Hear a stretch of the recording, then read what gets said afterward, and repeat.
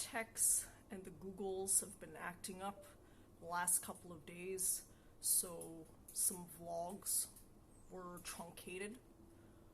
But I hope today is a full 30 minutes as usual.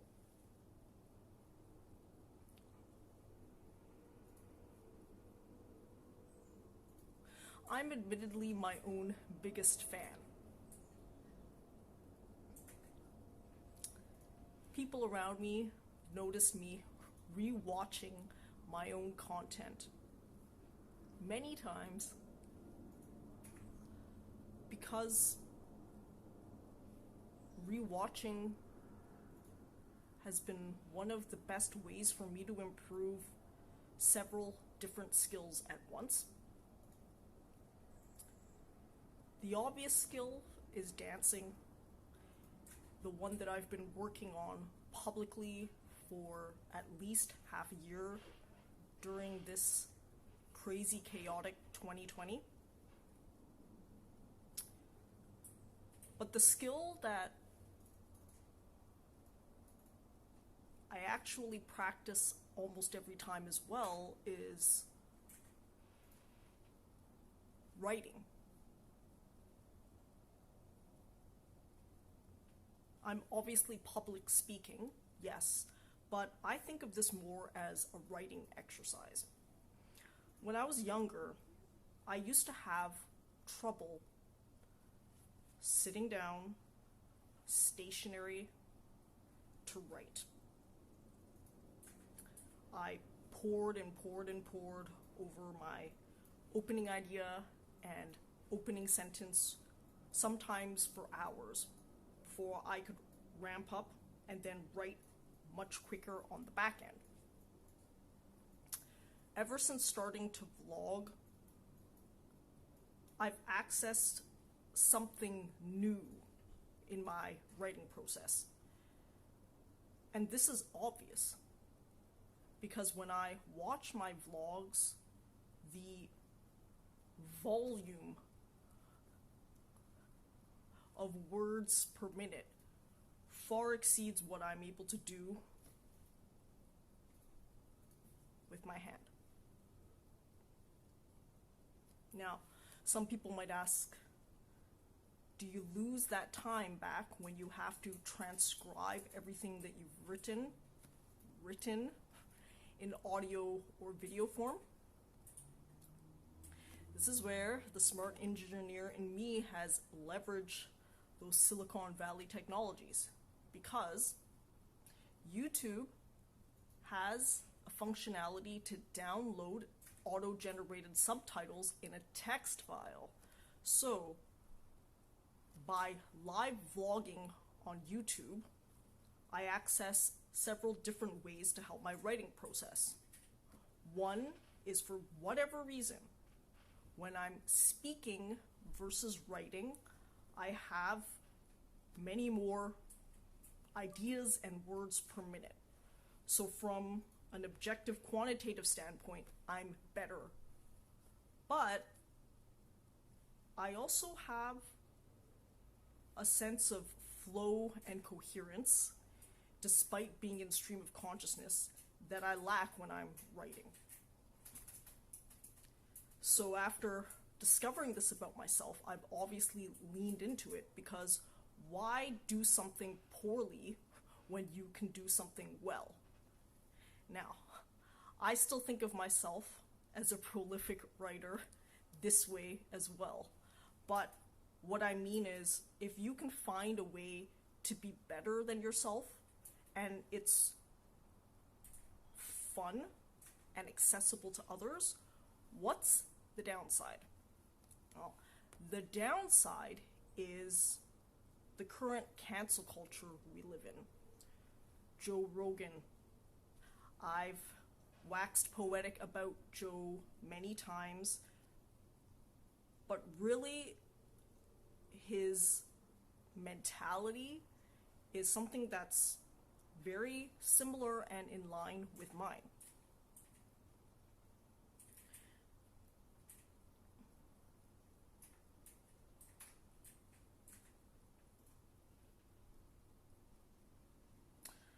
I've delved into freedom of speech before, but I'll make this a personal connection.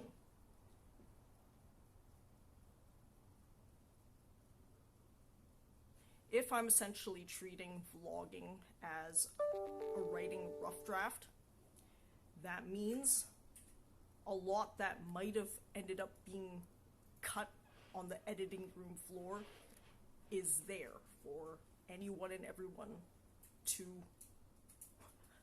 witness. This is how Joe actually used to run his podcast. He used to live them. And I wish he'd go back to that. I've never really researched into why he stopped, but I hope that it's more for practical reasons than the freedom of speech reasons. Because I think that the people who are courageous enough to just shit out their ideas live should feel comfortable doing so. Because it is its own form of art. Podcasting is a form of art. Speaking is a form of art. And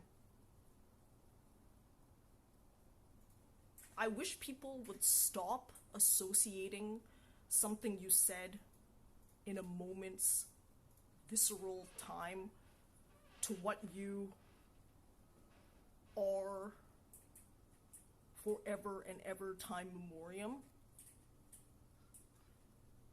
Even the criminal justice system has a concept of redemption, which I think the current cancel culture lacks. Many people know that I'm a fan of comedy, and one of my favorite comedians is still Louis C.K. I only have a cursory knowledge of what happened to Louis, and I'm conflicted because Louis is really talented, and I myself have benefited greatly from his art and his art alone. Just like I've benefited greatly from Michael Jackson's art. The problem for me is that I've always been very clear about separating the art from the artist. Some people have debated that certain forms of art are harder to do this because the art forms seem, at least, closer to the artist. Stand-up comedy is one where, in many ways, because comedians are telling personal stories, you feel that the art and the artists are connected in ways that are much closer than, let's say, an actor or maybe even a musician. But I'd argue that despite this, stand-up comedy is still an art form where you should separate the art from the artist, like any other art form. Because at the core, people are flawed and artists are people.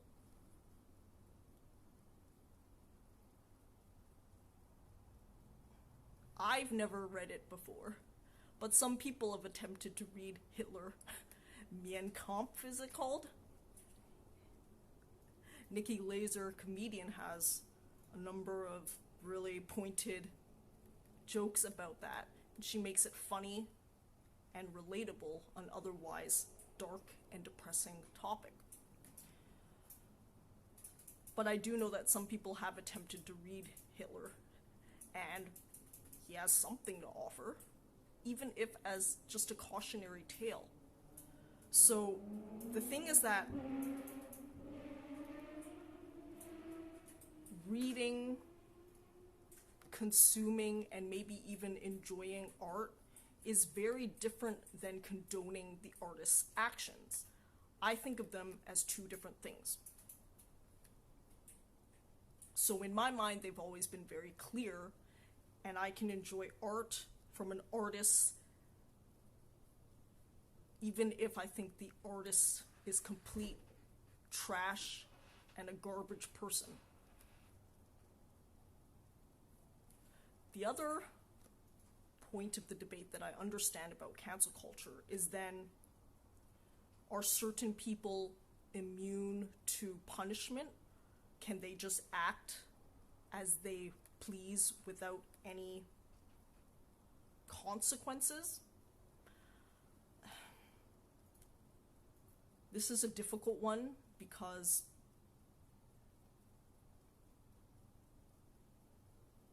sex crimes are very poorly treated in the criminal justice system.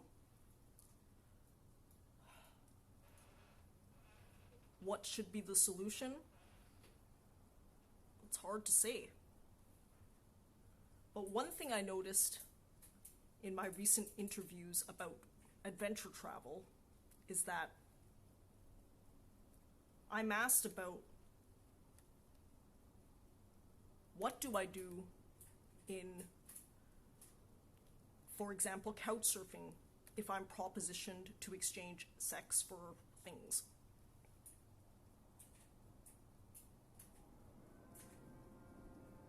First, I have a very clear relationship with sex. I don't actually have it with other people. I'm not interested in it that way at all, which is why my social media is called The Whorely Virgin. Virgin, but Whorely, Whorely. This is an obvious play on words and a contradiction, but not really. Because as I've explained before, I'm a virgin in the heteronormative sense, a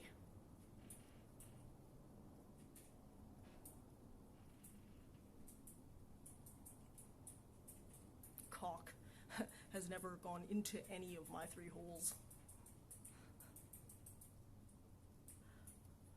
But I'm still living life to the fullest. I'm adventurous as fuck, and that's why I'm whorely, because I'm a whore for life, and all of life's amazing, visceral experiences. So how does this relate to cancel culture, sex crimes, and all that? Maybe because I'm very clear with my relationship to sex, which is I don't have one. And I'm very clear about communicating this to people when I meet them. Now the complicating thing is I do enjoy something called kink, which is in the sex realm, but not necessarily heteronormative sex proper, and this is my own definition of it. Many, and probably most people in the kink community have heteronormative sex if they're hetero.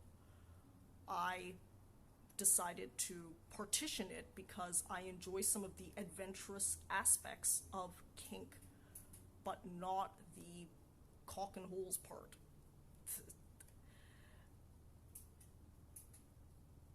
Sometimes I've been curious about it, and I've come close actually, but as I'll maybe explain next time in another installment of Slutty Sundays.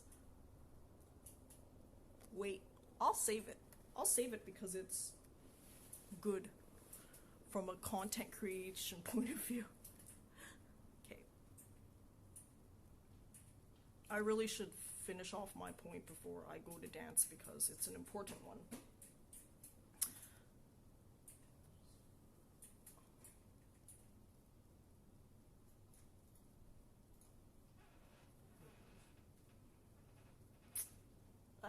Shit. I've derailed myself a little bit. So maybe the connection will seem tenuous to some people, but I'm going to make it anyways because I want to wrap it up. In life, there are many what people call covert contracts, and that's something that I deal very poorly in because I think things should be literal, written, openly negotiated in good faith. When there are things like covert contracts, people are expecting things of other people without actually asking, and that's a recipe for disaster on both ends because you're basically trying to somehow will your idea into someone else's head without doing the most direct, effective approach, communication. So in couchsurfing, I should explain that people pre-pandemic had space where they'd offer travelers free room and board. The only condition is that you'd offer someone a place to sleep for free. Everything else is left between the two parties, but they urge you to be explicit. So for example, if you're the hosting party and you're very clear that you're only offering a place to sleep and not food, you should be upfront. I'm not offering food, I'm not offering this, I'm not offering that. The same goes that this is not a sexual exchange platform. This is a cultural exchange platform. So exchanging sex is expressly prohibited. But obviously, as with anything in life, people on the platform use the platform for their own purposes. But importantly, the exchanging of sexual favors is not the point of couchsurfing. That's important because if you know that going in, you're much less likely to end up doing one of these exchanges erroneously. So here's the thing. Anyone who offers to host is doing it or should be doing it just for their own sake, i.e., to be kind, to offer travelers a place to sleep, to have a cultural exchange, to have an experiential exchange, to have an educational exchange.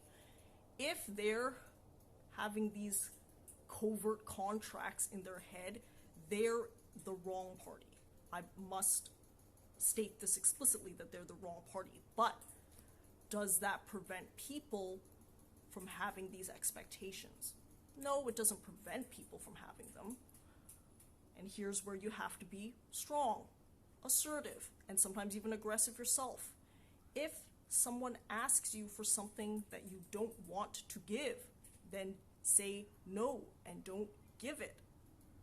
I know that this seems like I'm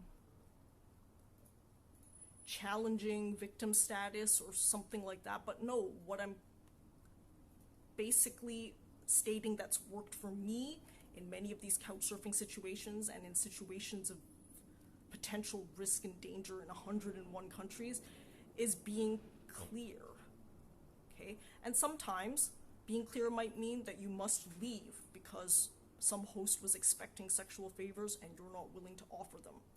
So you leave. You can leave. That's why you should actually have a hostel budget. In case things don't work out with a couchsurfing host, have a backup plan, like anything else, okay? So here's where I want to further explain my morals on sex. I'm not against people making exchanges if they know what they're doing. I support legalized prostitution if that's what two consensual adults want.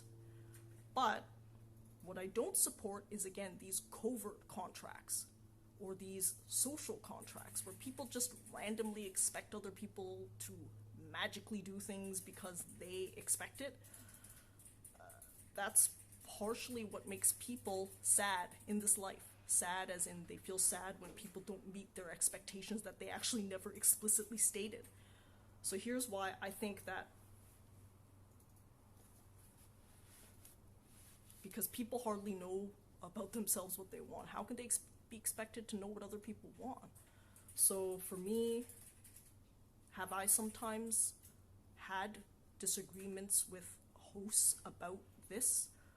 I've largely avoided it because I will state directly to a host who's asking me directly about sexual favors or implying them that I ain't doing it. And then that's it. Then I don't stay with them. Has there sometimes still been confusion?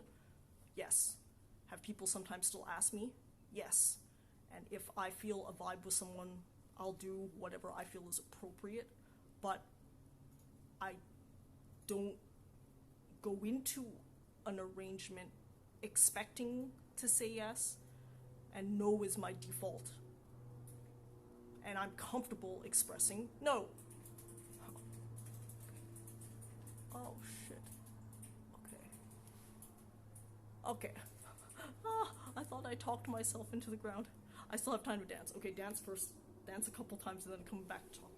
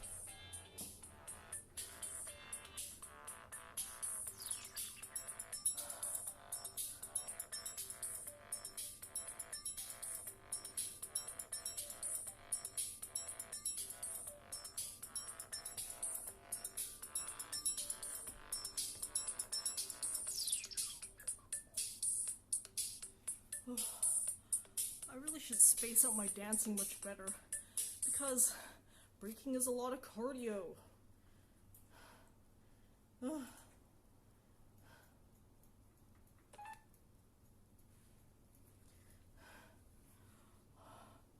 Well, too bad for me. I'm just gonna have to pack in all my 3 try dancing all at once, because again, I blabbed long form. So, I might have originally wanted to tie the ideas better, but I lost my train of thought and then I wrapped up best I could. That's exactly why I disclose all of this, because a lot of the ideas that I blab are in somewhat of a rough form. Sometimes with further thought, I realize I've made some logical errors, fallacies, whatever. Mostly I'm alright in so many years of watching myself vlog, but sometimes I'll make mistakes. Actually, not sometimes. A lot of times I'll make minor errors, at the very least. So, it is what it is. Okay. I usually do 3 passes of all choreography. Today's choreography is a new top rock, breaking, footwork routine.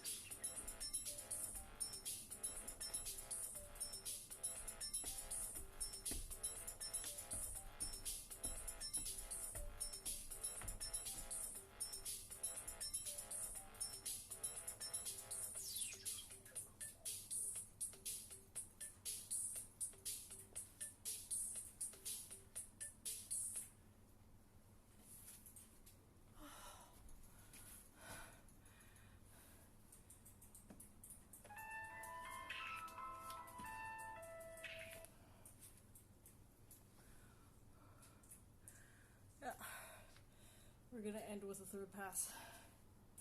Once I catch my breath just a smidge. Ugh.